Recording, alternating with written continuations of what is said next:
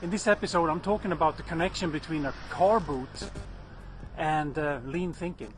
Stay tuned for more. Hi, my name is Jan Mailav. I'm the founder and CEO of Lean Dimensions International.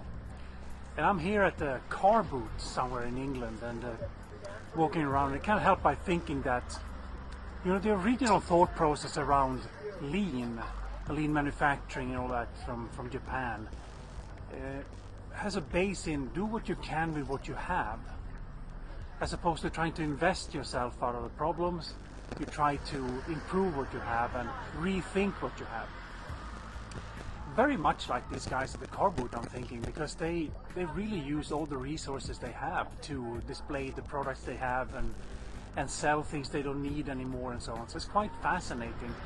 And again, I'm a bit disturbed, I realize, because I find the connections to operational excellence everywhere. But just getting something like this running is amazing, and the thought process with the people here, I think, is honorable in many ways.